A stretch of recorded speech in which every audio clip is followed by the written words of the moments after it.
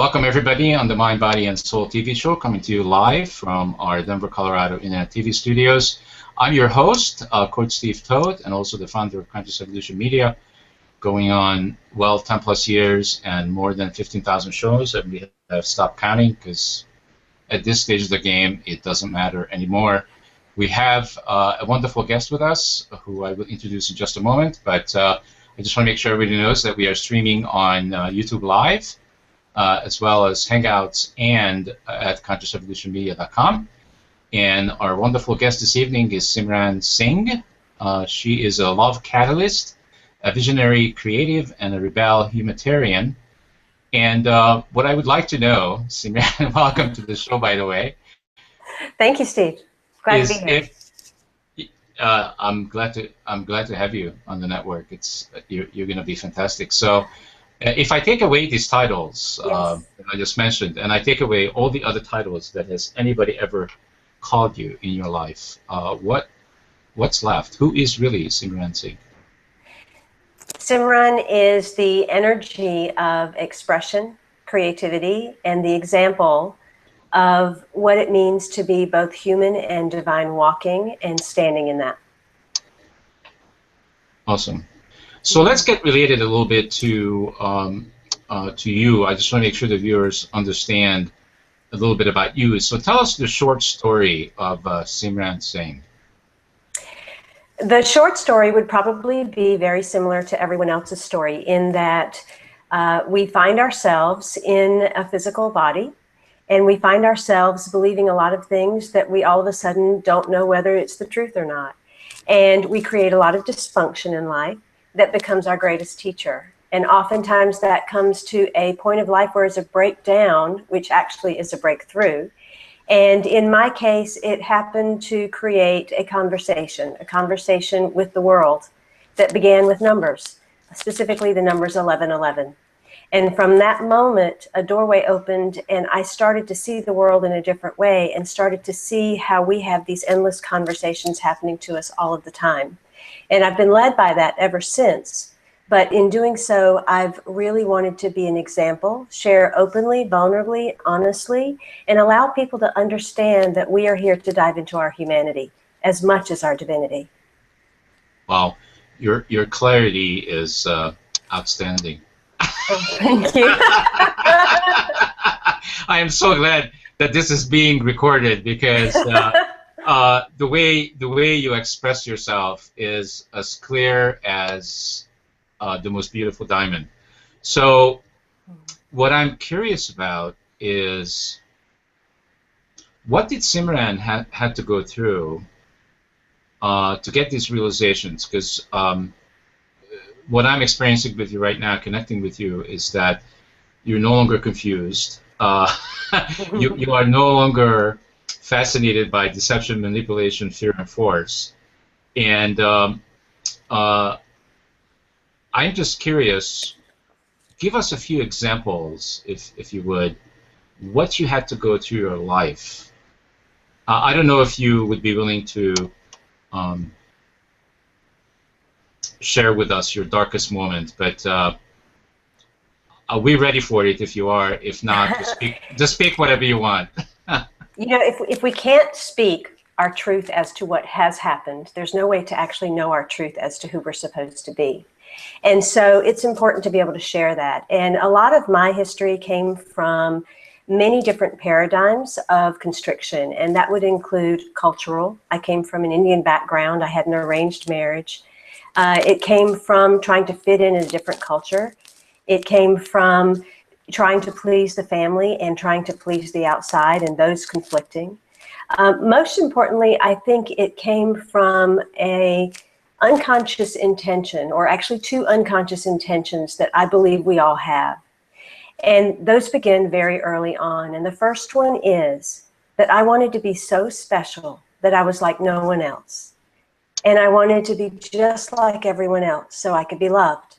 And those two intentions have to conflict because there are two opposite ends of the spectrum. And in that, and through relationship, and through the beauty of dysfunction, I was able to create some amazing pebbles, rocks, and boulders that allowed me to stumble and fall and have assisted me in helping my identity crumble step by step by step. And so when we talk about, especially when you said, you know who you are, I think the important thing is not that we know who we are. That's the problem. If we are willing to step into the unknown and say we don't know who we are, but we're willing to discover all of the unknown self, that's where the clarity rises, because then we're not clinging to anything. And so that's who I am now. Yeah. Wow, that's very cool. So let's explore a little bit about vulnerability, because it's something that I have been exploring on this network by just creating my own leadership and sharing my own self. I have shared so much stuff about what I've been through, and nothing withheld. Specifically about beginning with my core issue that I was struggling with when I was a 5-year-old boy. So let's talk about vulnerability for a moment. Why is it that most people don't want to go there? I think it has a lot to do with love. And one of the greatest difficulties that we have is really understanding what love is, because we were never taught what real love was. We were taught this distorted version of love that came from our caregivers, that came from our surroundings. And that could have only been a wounded perspective in itself, because they were taught the same thing. And so step by step, what we really learned how to do was wear costumes and wear masks and pretend and not feel. And we covered ourselves up and hardened ourselves and, in a sense, lost our humanity. That's one of my missions on the planet, is to help you really tap into their humanity. And I really honor the work that you do, Steve, and all the years that you've devoted to it, and the vulnerability in which you share, because it is that humanity. It is that part of us that's willing to honor the part that was, quote unquote, broken or wounded or less than, so that we can understand that that part of the story was necessary. It was the brilliant part of ourselves that was willing to go through everything so that we could discover the light. And we're not here to discard it, but we're actually here to marry it. There's a merging that must happen for us to be whole. And it is in that humanity that we meet our divinity, and then we find our wholeness. And so vulnerability is the only way to truly ascend. It's not anything about just meditating and drifting off into the ethers. Unless we're willing to step into our own muck and mire, we're going nowhere. Yeah, I've done a terrific job going into the muck to the point where I was like ready to destroy me. I've been right there with you. and here I am. Isn't this fantastic? That the good news is that, and it was very scary, and yes, I didn't have the guts to take my life. However, in that moment when I finally made that choice, that I choose me and I choose to love me, that's the moment that I wish for everyone to experience. That's exactly it. And we have to be willing to get to that place where, we feel like or think we're going to die. It doesn't mean that suicide is about to happen, or in some cases, that's the point that people start thinking about, but it's not really what's happening. We think that's what's happening, but what's really taking place is an identity wants to die. We are here to die again and again and again in our lives.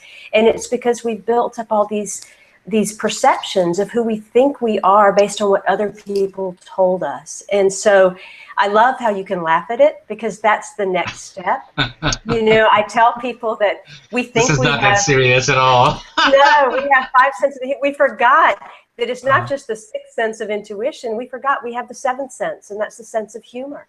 Because that's the real one that leads us to higher consciousness, is being able to laugh at our foibles and understand that it's just all part of the play.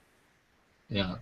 So earlier when you said something, it's still with me. It's like lingering in my energy here. You said something about it's not about that we know who we are. It's more about what we don't know. Yes. We don't know who we are. And I just wanted to bring that back for a moment because I, I am feeling where I am in my life right now is that I'm just open for anything, and I feel that that's also like the basis, like the foundation of consciousness somehow is about that for me. Is that I have to remind myself, even when I forget, that I don't know. As soon as I say I know something, the universe is running, telling me how I don't know anything. Well, we create a bit of a paradigm for ourselves when we decide we know something. Then what we really do is constrict ourselves into the part of the brain that seems to understand what we think we know. And then we create from that place. And what that's likened to is if you took a straw and you looked through a straw, but the landscape was actually huge, and it had mountains and it had oceans and it had waterfalls and everything else, but you took a straw and you looked through it, you would only see one part of that landscape, a very tiny part. But if you took the straw away, then you would see the entire landscape. The straw, in a sense, is our identity. It's when we decide, I believe something. Then all of a sudden we constrict all of creation. But if we realize that we really are the unknown, that we are outside of the identity, that the identity is the straw, then all of a sudden we see the full expanse. And that opens us to imaginal cells. It opens us to the wonder, the ability to create, the ability to expand a neural net, the ability to really be, do, and have everything like we've always been taught. But we have to be willing to have the entire landscape. And then we actually create. Yeah. So you mentioned 11/11. Okay, so tell me the significance of 11/11, because my birthday is the 11th. I know it is. It's March the 11th and mine's March the 10th. How cool is that? How did you know? Yeah, I did my homework too. You did your homework too? So 11/11 is... we get to know each other before we know each other, then what good is that? Yeah. Pisces. Well, Pisces. I don't have to do a lot of homework on people anymore. It's something interesting that has developed from this network. It's almost like I see it as a laboratory of consciousness and the laws of attraction, because our guests are automatically screened out. like the way the network works is the way I used to be involved in a lot of things, but when we did these workshops, people signed up and paid for them and didn't show up. Well, they didn't show up because they weren't ready.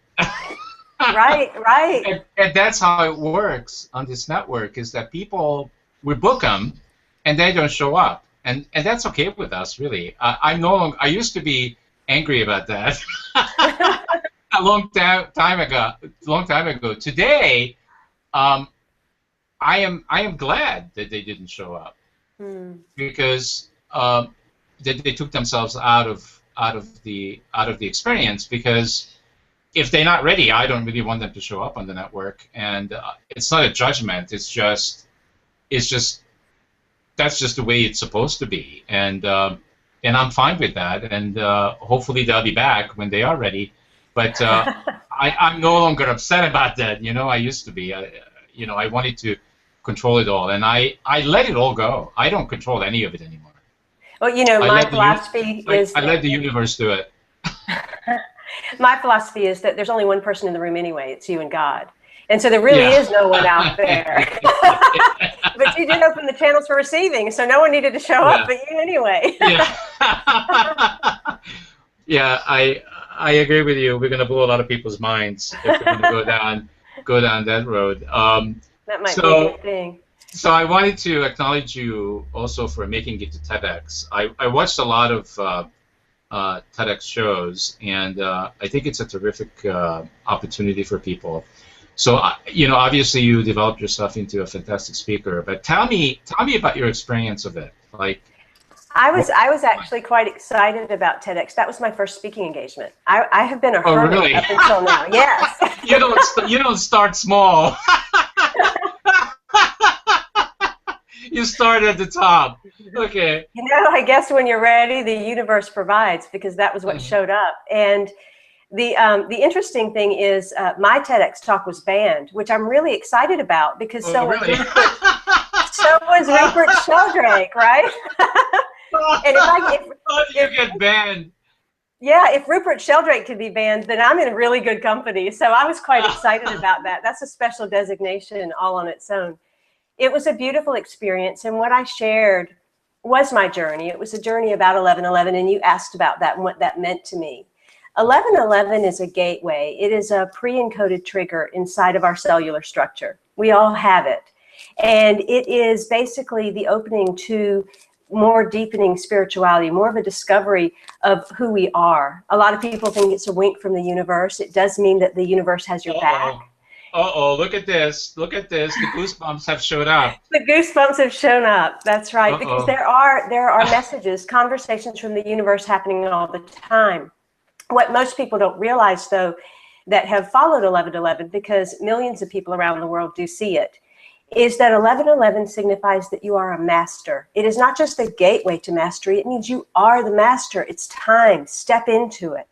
But many people spend most of their time just waiting to go through the gate and never leaping over to the other side. So I'm now here to say, if you're seeing those numbers or anything, they're all signs from the universe, just saying, we've got your back. Follow your heart. Whatever that constant tapping is in your heart or your gut is just the thing that you're supposed to follow. And if you do so, you will see the signs, the symbols, and the synchronicities continue to lead you down your path and open the doors for you. And so 1111 is that initial prompt that a lot of people see.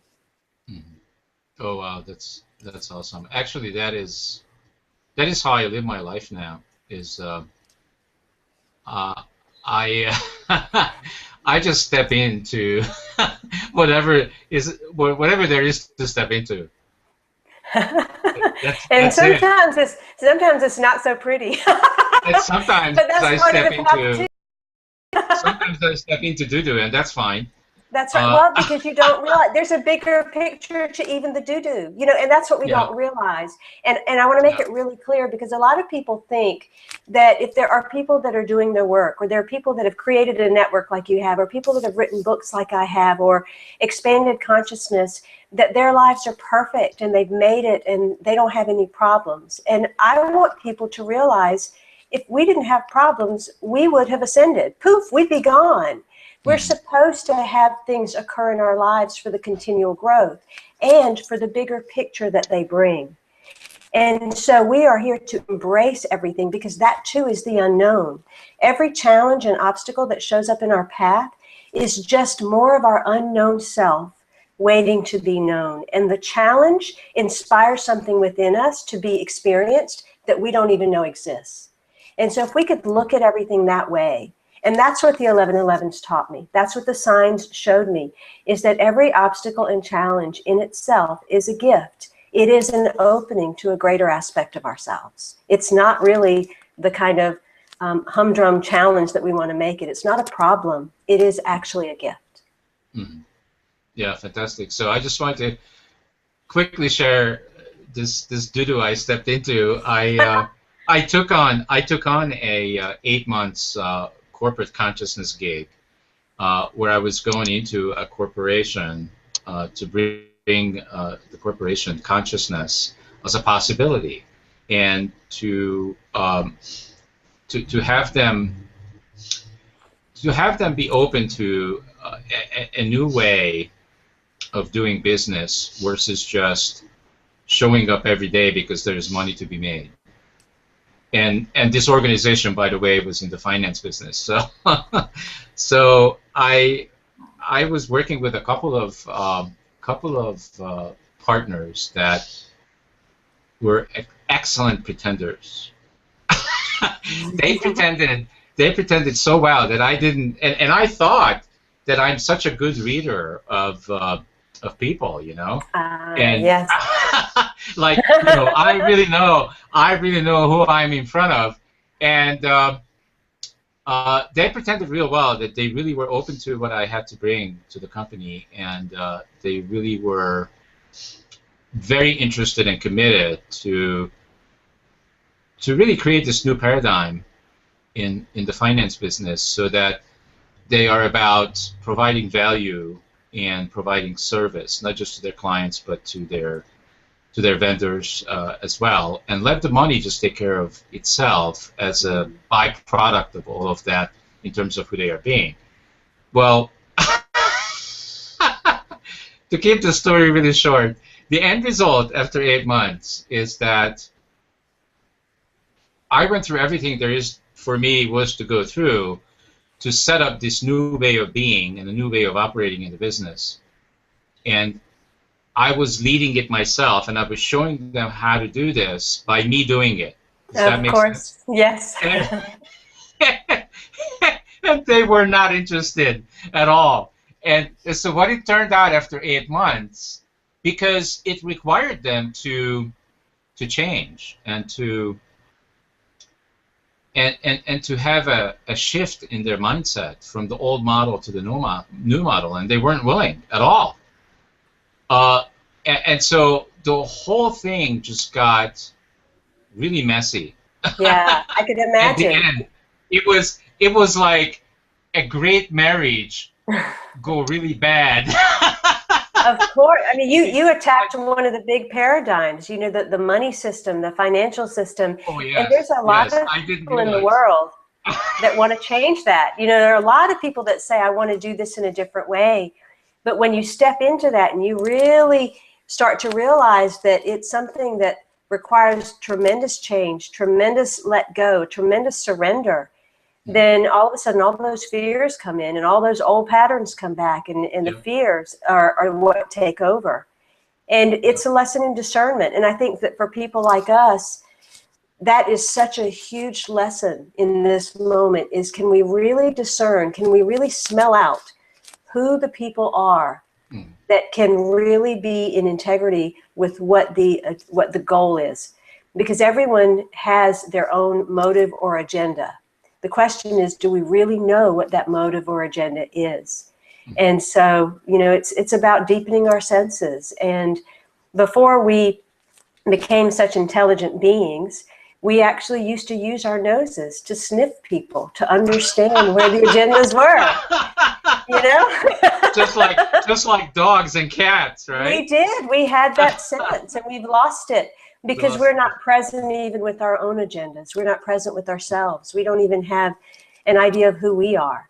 And so, you know, it's a beautiful way to encounter life. And I think it's always a wonderful way to have practice tests. And that's what I've realized, is that the universe does give us certain practice options to hone what it is we're here to do. And so I'm sure you will have your opportunity to change the money paradigm. It has already come. So there you go. So see? This is the perfect example that I want to make sure people don't worry about this stuff. When a door closes, you can be rest assured another one opens. Absolutely. And everything that you experienced from the last door closing is what you needed to learn for the next door opening. Yeah, yeah. And so guess what? I am in a dialogue with this new corporation. They also in the finance business. They are 100 times bigger. Oh my God! It's like, in comparison, like I'm doing this like you did TEDx, right? So I'm not going back up on the top, right? Because I don't want to fool with little stuff, and hopefully I won't fall as big. But what's interesting is that they have already made these shifts. All the dialogues I'm having with them is that this is their culture. They took this on as their culture. They have all the tools and everything that I wanted to create that I no longer have to create. Wow, So wow. like, you must have really gotten the aha moments through the first process, because you did attract exactly, yes. Wow. So what I'm gonna create here, oh my God! I mean, if there's all these things that I don't have to worry about because it's all done, wow! I can't wait. I can't wait. So next week I'm gonna find out if I really have this gig, and I'm very, very excited because I feel that humanity is really ready big time to set up corporations, set up businesses that are here so that everyone wins. We can no longer have, although we still do, but I think when people are finally are done with this, and people just will say, you know what, I will no longer support an organization like McDonald's because their business model is not set up to win-win. Does that make sense? Yes, it does make sense. And there's a piece I'd love to go back to that I think is really, really ultra important. And that is, a lot of people think when they get into a relationship, and relationship can be between two people, it can be between you and a corporation, it can be anything is relationship. We always want to think that it's the other side. And the fact of the matter is, it always has to do with us. And when something doesn't work out to our highest satisfaction, typically it's because we did something that was an old pattern. And what it sounded like was you ended up doing everything. You ended up taking on all the work, all the stuff, trying to create all the systems in the first scenario. And that, I understand that pattern because that's been one of mine. It's one of the places that I have. Oh, I was going to transform. I was going to show them. I was going to show them the light. I was going to transform this organization. Exactly. And see, so when we do that, we create that codependent scenario where the other person is going to say, "Sure, you go ahead and do it," and then, okay, now I'm not interested anymore. I'm not going to do that. But the bottom line was, you shifted. Simran, the bottom line is that they just saw me as another way to make money. Exactly. You allowed that in. They saw it. They took it. And that's what I've seen happen too. You know, if I fall into that codependent pattern, and we all have that. We all have that place of where we will all of a sudden give ourselves up to do something for any and everybody. And then we end up exhausted, depleted, and wondering why they took advantage of us. But it has nothing to do with them. It had to do with us. And so I'm certain that when you came to the table with the next group, you came with a different stance, a different energy. And so, of course, they had to show up differently. And that's the thing that we all can do. It's not who they are. It's who we are that we're showing up as that makes the difference. Yeah, that does make perfect sense. I just want to make sure that we don't lose that piece about, all right, so I just want to go back for a moment. And this has to do with conscious living, and it's a practice that I have. So, and now I'm careful with words with you. Okay. So our language betrays us. I don't want to say anymore that I know who I am. Okay, because that's a limitation. You just pointed that out to me. So, but for me, my truth. Okay, that's what this is how I want to say it. So my truth is that I am paying attention to what and who I support. So, for example, I do not watch commercial television, especially news, because it doesn't serve me. I know it doesn't serve me. My higher self tells me that. I feel it in my body. So I don't support it by watching it. I don't go to McDonald's because the food that they have, I strongly feel that it's making people sick.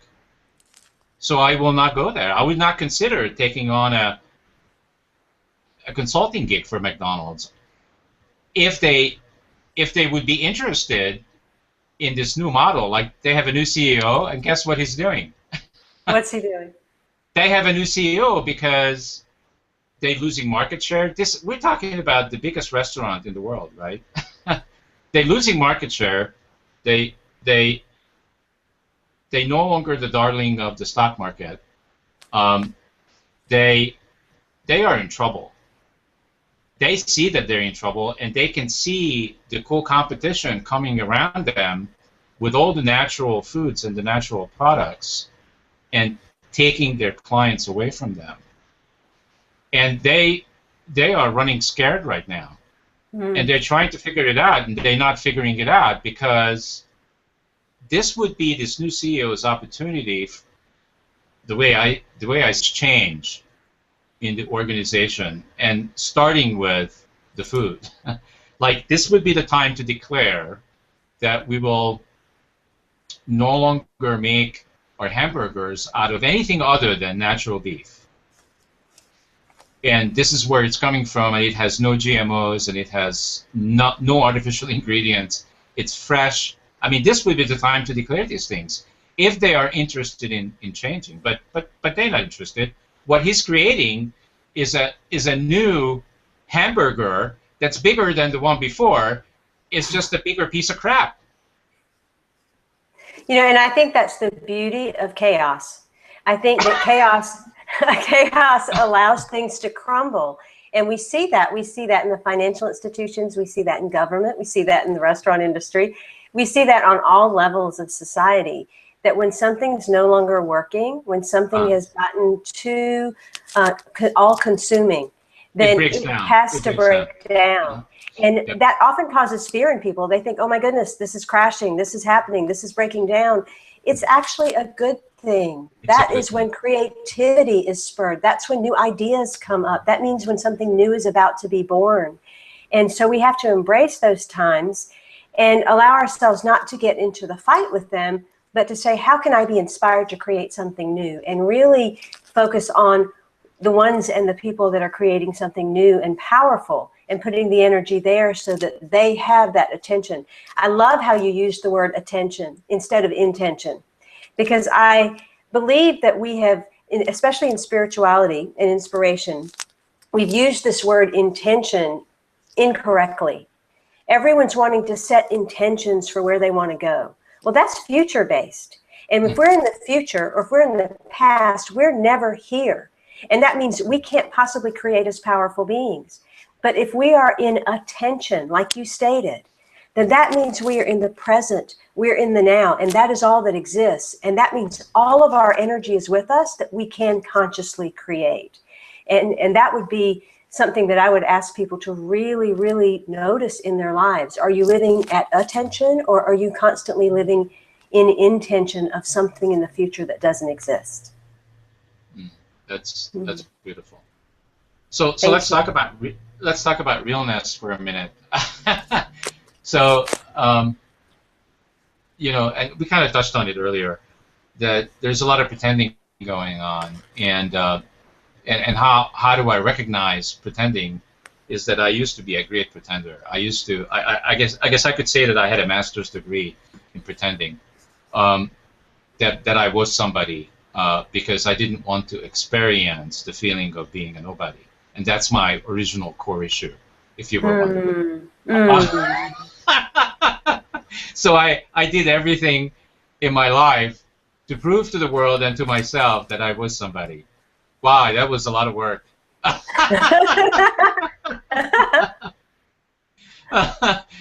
in the end, who we're supposed to be nobody, because the identity is what limits us. Yeah. That's what's so interesting. Yeah, and oh boy, I was so busy gathering all these things to be sure that, and it's funny because as I was gathering all these things, it was never enough. I never gathered enough proof that I was somebody. It was always next, next, next. It's crazy. So I am just wondering, in terms of the pretending, is you said that somewhere on your website, I think, that when, and it was so beautifully said. Did you write everything that's on your website, or did you have somebody else? No, everything I do myself, which is probably not the way to do things, but it is the way that I do things. That's not commercially viable, but it is the way to do it. But I'm of the new paradigm, so it doesn't matter about the money anyway. Yeah, I know. Yeah, well, if you want it commercially viable, they will completely change it, and it won't be the message that you're trying to give. That's right. So you said something about fear, and that fear leads us to the darkness. I don't know exactly how you said it, but I think that's close enough. So, well, Go I ahead. think that when you talk about the realness, it is definitely the place that we're intended to be. And I think I learned that in the greatest way this past year, because I had a moment of devastation happen for me in August of this past year. And that was one of those experiences of life that leaves you on the ground. It leaves you not on your knees, but on your stomach with your face planted. It is that moment where you've got the ugly cry, where it won't stop, where you think the tears are pouring and they will never end. It's that moment where you think if you do stop crying, that you just might die because you won't be feeling anymore. And it was the most profound moment of my life, because I thought, for this moment to happen, what is it that I needed to awaken about myself? Or what is it that I wanted to experience that would allow this level of pain? And what I realized is that we are addicted to busyness. We are addicted to the superficiality. And particularly in the Western world, we are addicted to all that excess and everything that we're supposed to have and all of those things, and we never stop. But most importantly, we're addicted to our own numbness, because all those things out there are there to fill us up and block us so that we don't feel. And in that moment, that challenge took me to the place where all I could do was feel. And I had to feel it. So I said to myself, if this is where life has taken me, rather than not feel it, rather than partially feel it, I'm going to go as deeply into the wound as I can. I will cry until I cannot cry another tear. I will scream until not another scream will come out. I will be on the floor until I have the will to rise again. And a lot of people think, I don't want to go there. Oh, I don't want to talk about that. But I'm telling you, that's the place we have to go. We have a world of walking dead. And it's people that are not willing to feel their true emotions, because they think, if I really go there, I might die. I promise you the opposite will happen. Yeah. If you really go there, everything suppressed in your body that you have carried for years will finally come out, and you will start to feel alive. You will actually have touched your own humanity. And the only way we can save the outer humanity is to be able to even recognize our own humanity first. And so that has been a really strong message for me in this past year, that people really tap in to all of their emotions, because you can't know your joy unless you're willing to know your grief. Absolutely. And that's what I think about realness. It's the bottom line is it's an inside job. It really is an inside job. And anything that you're using outside of you is purely a distraction. It is another form of an addiction, whether it is a glass of wine, whether it is running to the movies, whether it is trying to put another $1,000 in the bank account, or get the bigger house, or the fancier car, or the diamond ring. It's all just another addiction to try to lead you back to you. And eventually something will happen that will get you to go back inside, or you can consciously choose to do so. It's your choice. We have free will. So, have you gone through a divorce? I did. I went through a divorce 2 years ago. I was in an arranged marriage for 18 years. There was a lot of discomfort in that marriage. There was verbal abuse and there was other abuse. And I finally got the courage to leave. It took me a long time to leave for the reasons that were some cultural, some family related, and some simply purely by the nature of the relationship. And when I did that, that was where I first began to discover that unknown self, because that's what led to me embarking on what I called the Rebel Road. And the Rebel Road was actually a tour around the country where I decided I was going to be my unknown self. Prior to that time, I was a hermit. I stayed inside my home. I created 1111 magazine and the radio and did things that looked like I was out in the world, but I really was very much a hermit. And I decided, I did that. okay. I did you that. do that? Yeah. How do you think this network was born? I There locked myself up into an 11 by 11 studio, and I just basically I created these two addictions that was going to take me down, and I'm convinced now that those two addictions, what they were serving is they were serving, in a way, me, because nothing else would I listen to. Okay, so I've been in personal development for over 30 years, but it didn't matter all these programs I've done, all the things I knew, quote unquote. None of that mattered because I never took my own pill. You know, I've been a coach for 30 years, so what? I didn't use any of the things that I knew. I could coach other people, but I wouldn't take my own advice. You know what I mean? I truly understand what you mean. Yeah. because that's where I was. I had been this person that hid behind the computer and the phone, and I had done years worth of interviews, and I had, in my own mind, I had grown, you know, to a certain level of consciousness, and I thought, I'm teaching people about these things. I'm talking about these things. I need to know this stuff actually works. I was using it, but I needed to know that the universe actually has our back. I mean, I was telling everyone it did, and I thought it did, but I needed to see it for myself. And so I decided to go out, and I decided I was going to get on a stage. I decided I was going to sing, and I never sang before. I decided I was going to be a comic, and I'd never had a funny bone in my body. And so I was going to do all these things I had never done. And that's when TEDx showed up. That's how things just started showing up synchronistically, because I decided to leap out into the unknown. And that is what happens when we step outside of ourselves. Magic happens, but we have to be willing to step into that unknown and all the fear that rises up in the body when we start to go there. Wow, that's fantastic. What a great story. So what I'm in front of right now is I'm in front of this beautiful, gorgeous woman. You know this, right? Thank you. You're very beautiful. You're from India. You are very smart, very intelligent. You're spiritual, highly spiritual, highly conscious. So. And I'm just like everybody else. Yes, you're just like everybody else. But it's like, oh my God, like, yes, you are just like everybody else, but I also interviewed thousands of people, and there is not that many of you out there. Well, I think the only difference is I've decided I've got nothing to lose.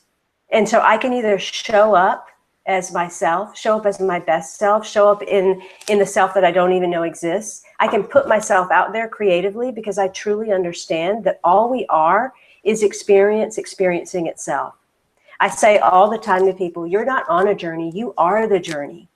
And so if you are the journey, what will you have now?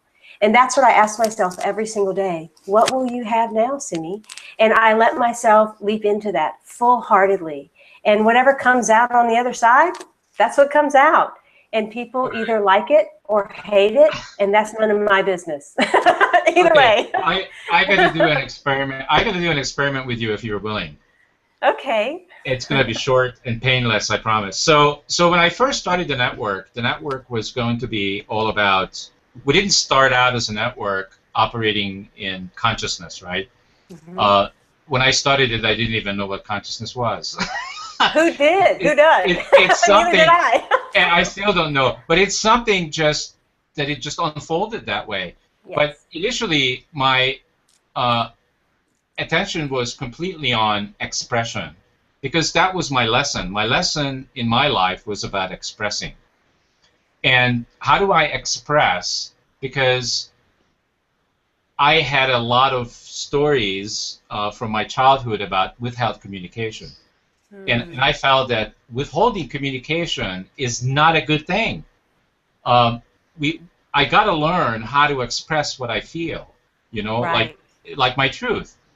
And so that's how the network started. And then it unfolded into, or started to, the onions were starting to peel off. And what I noticed that what it was becoming about, I was becoming awake, and I was becoming conscious, and that's how Conscious Evolution Media came into be. It used to be a Real Coaching Radio and TV network.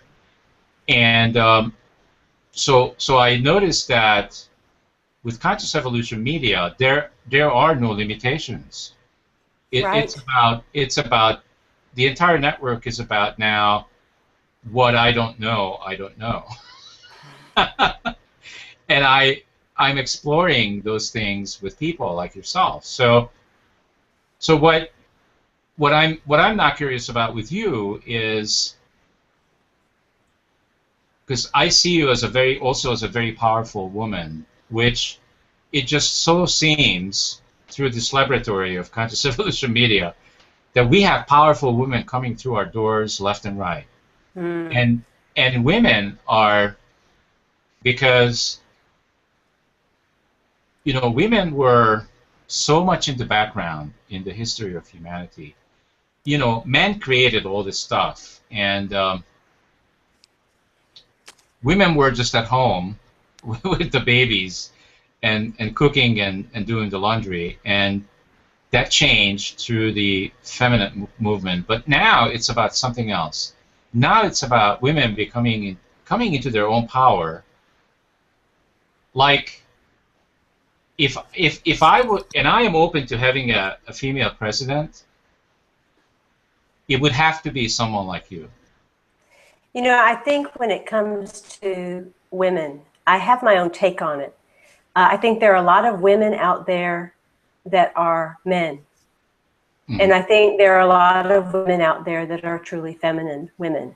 Mm-hmm. And I believe that where feminine and women power is, it's women willing to be women, not another version of men. Mm-hmm. And so in order to do that, we really have to live from the heart, and we really have to live from a place of balance and an understanding that there's a balance to our masculinity, which is the action part of us, and our femininity, which is the rest and receiving part of us.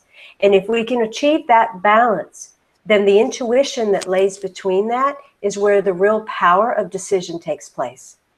And that is going to be the true unfolding of the divine feminine. And that's going to be the example that's going to unfold in men as well. I don't think it is just women. I think the divine feminine has to do with men becoming more balanced with their feminine sides in a way of receiving. Yes, because it's been missing. It's been missing from a lot of us. And especially in the Western world, there are a lot of women that have just become so masculine and so push and so, driven.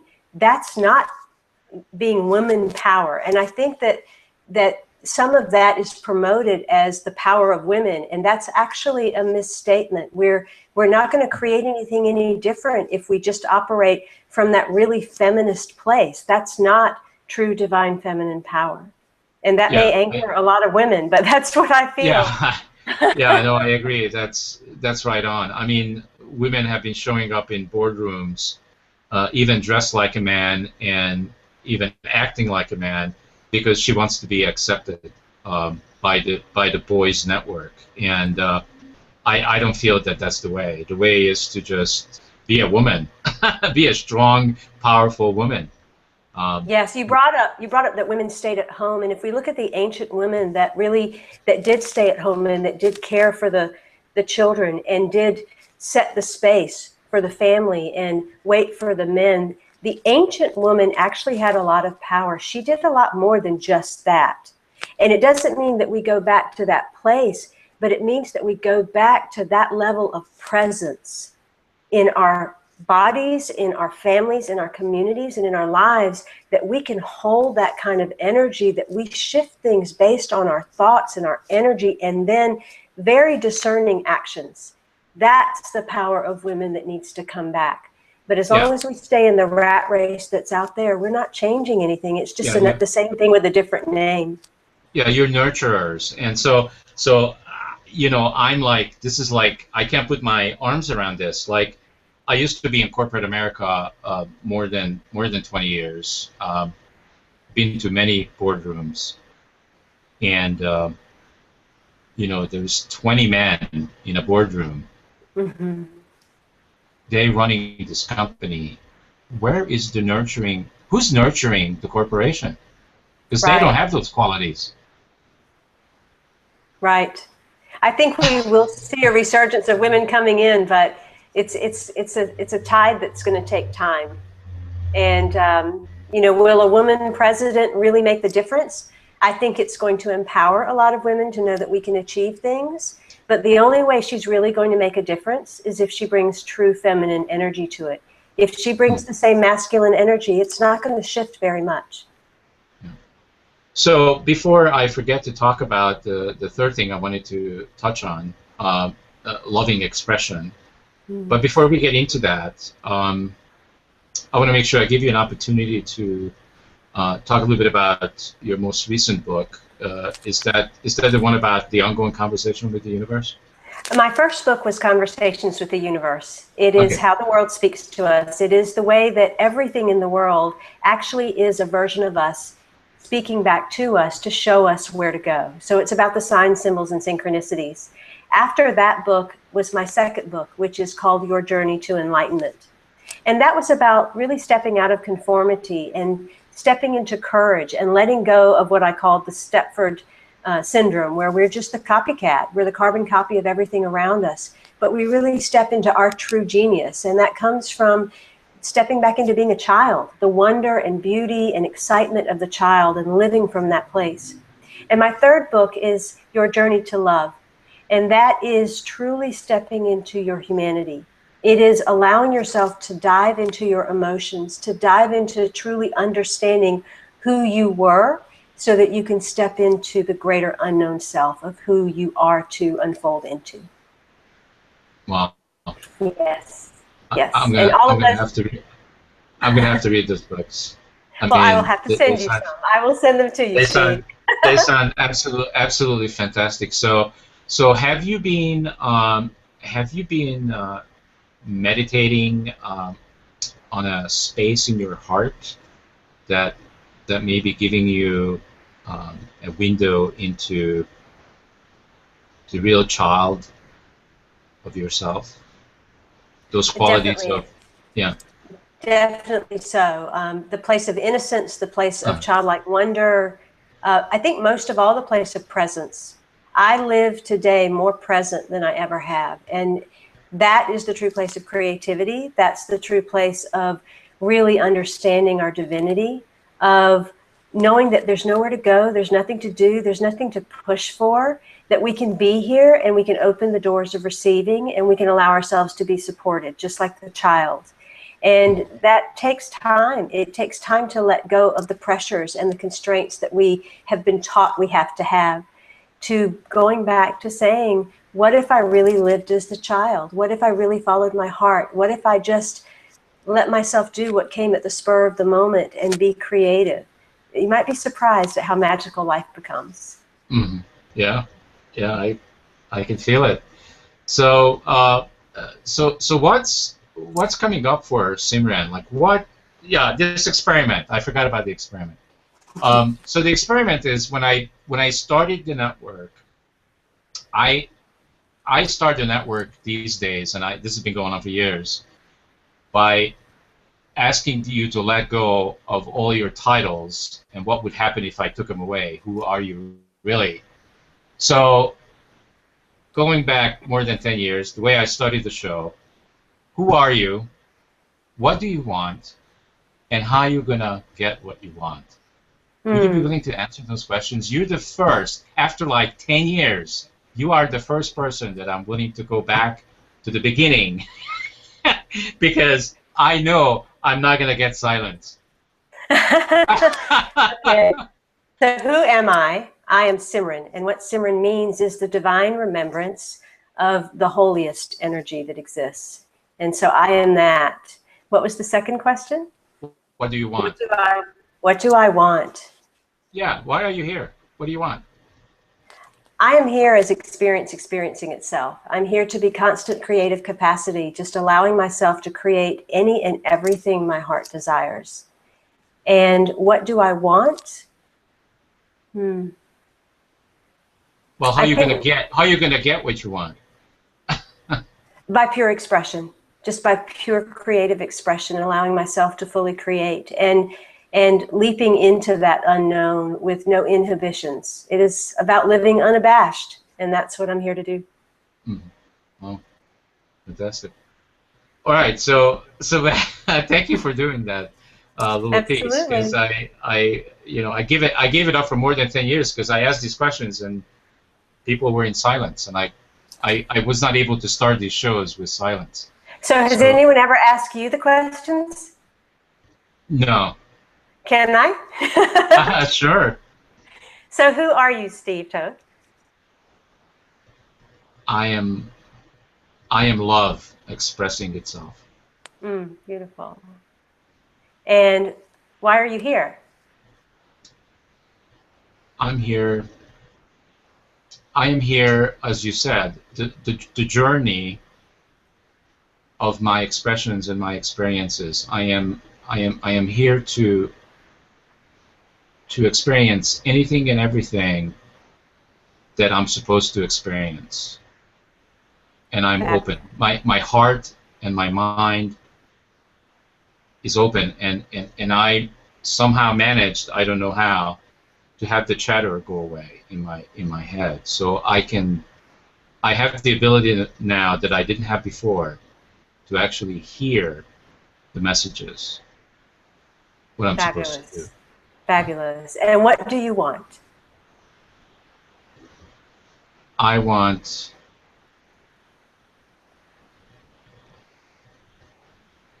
oh I want to experience joy and happiness and just unlimited creativity and possibility and no limits to what we can create and what experiences we can have. That's it. Beautiful. And see, I think that moment right there that we exchanged was the most profound moment on this show, because I think ultimately all we really want is to be seen, heard, and acknowledged. And if we could do that for every single person that we know, just see, hear, and acknowledge them, this world would change. This world would really change. So I honor who you are, Steve Toad. Yeah, thank you, ditto, Simran. And so before the show is over, which is this is something else that we do, is that we prove to our viewers that an hour show is really not an hour show. And what we also prove is that time doesn't really exist. It's an No, it illusion. is not. Because me being with you, for me, it's like 5 minutes is all that happened. I In my know, we had experience of fun. time, yeah, it goes very, very fast. And so loving expression is I think what you're talking about when you're talking about living from love, and that is what takes us into the light versus fear, which takes us to the darkness. So Yes. so so how do we have loving expression when we are in front of the darkness? So I have two responses to that. In my first book, Conversations with the Universe, I give 5 questions that really help with this process. But the first question is the most important one. And that is, where is that in me? So despite what's showing up in front of us, whether it is the darkest darkness or whether it is something that's absolutely beautiful, if we're willing to stand with it and say, where is that in me? What is it here to show me about me? Then all of a sudden we meet it where it is. We meet it inside of ourselves and we meet it where it is. And when we do that, we create oneness and we start to create something between it, which is love. That dissolves it. And so that's the biggest personal responsibility any of us can take on this planet. When we look at anything, whether it's a relationship, a person in front of us, a shooting, something horrible happening on TV, a bird, a butterfly, an innocent baby, a celebrity that we admire, if we're just willing to see it and find it in ourselves, that changes everything. The second thing is a mantra, and you can go to my website to find it if you don't catch it. at this time, and my website is iamsimran.com. But I have a mantra that I always use, and it is in love, of love, with love, and as love. Because we are in love all of the time. That is truth. We are always in love. We are of love. That is also truth. We are made of the substance, the energy, and the essence of love. We are with love. That is also truth. We are constantly held, supported, and upheld by love. We are with it. We are simply here to be as love. That means in every word, every thought, and every action. If we can operate as love, we can heal any wound, we can fix any problem, we can mount any challenge. So in love, of love, with love, and as love. And as we do that, we become in light, of light, with light, and as light. So that's how I would respond to that one. Very I feel elegant. like I should be crowned Miss Universe. Yes, yes, you should. No, you should be crowned That's as like Miss the question at the end. Miss Spirituality slash That's right. consciousness There Queen. she is. And of course, there are goosebumps again. As you shared that. So there you go. That's how I know. That's my attunement, or how I tune into what I'm connected with in the moment. So I know that you spoke the truth because I get goosebumps. Well, above all, we have to be light about life, right? Yeah. Yes. So you were absolutely fantastic. The conscious hour is, of course, at the end, at least for this show. But I really want to acknowledge you, Simran, for being who you are, which, to be absolutely honest, I don't have words to describe that would be accurate enough to describe who you really are for me and for humanity. You are one of the most clear,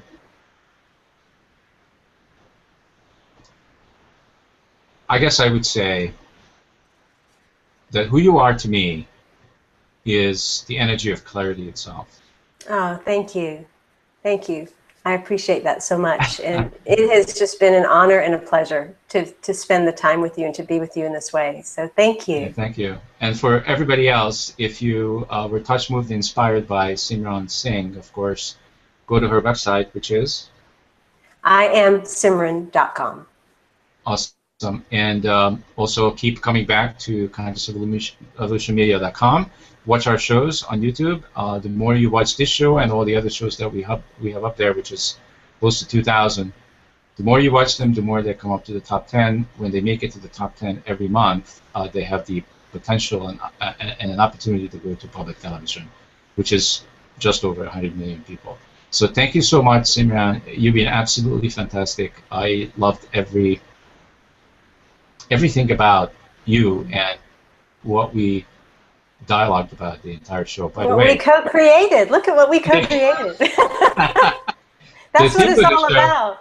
The theme of the show, which I didn't announce at the beginning because I forgot, is how to explore new paradigms, or did I say it, through vulnerability, realness, and loving expression. Perfect. So you were fantastic. Thank you so much. Have a great night. Have a wonderful holiday weekend. And we'll see you on the network, everybody, next Tuesday. Thank you so much. Thank you. Namaste. Bye-bye. Namaste.